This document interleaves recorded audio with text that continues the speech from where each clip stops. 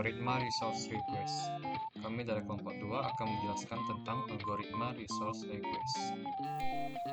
Baik, yang pertama kami akan menjelaskan tentang pengertian algoritma resource request terlebih dahulu. Algoritma resource request ini secara garis besar dapat kita simpulkan bahwa digunakan untuk menyetujui dan menunda peminjaman dari suatu resource. Konsep jalannya dari algoritma ini adalah pertama akan dilakukan proses pengecekan ada atau tidaknya proses yang meminta tambahan resource tersebut. Kemudian jika ada proses akan berlanjut pada tahap input besaran resource. Namun jika tidak ada proses tersebut maka program akan berakhir dan menampilkan error uncorrected. Selanjutnya pada tahap input besaran resource, program akan membandingkan input tersebut dengan jumlah resource yang tersisa. Jika resource yang tersedia masih cukup maka penambahan berhasil dilakukan. Sebaliknya jika resource yang tersedia tidak cukup maka penambahan tidak akan dilakukan dan program akan menampilkan output resource unavailable. Baiklah, selanjutnya adalah contoh penerapan dari algoritma resource request. Misalkan request I menjadi vektor permintaan untuk proses PI. Jika request I ke J sama dengan K, maka proses PI menginginkan K resource instance dari tipe atau jenis RJ.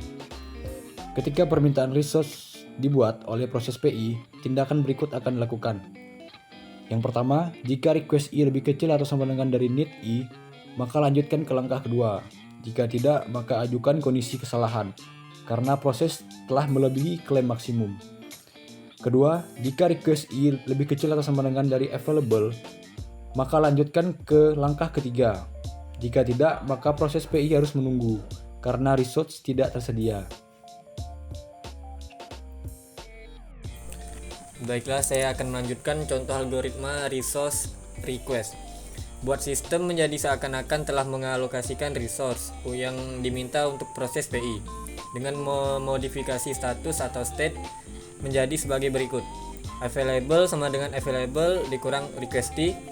Yang kedua, allocation ini sama dengan allocation ini plus requesty. Yang ketiga, needy sama dengan needy dikurang requesty. Pada langkah ketiga, jika hasil resource allocation kondisinya safe state, berarti transaksi telah selesai dan resource pada proses PI dapat dialokasikan. Namun jika kondisi new state dari resource allocation adalah unsafe, PI harus menunggu requesty dan kondisi old state resource allocation dipulihkan atau resource restore.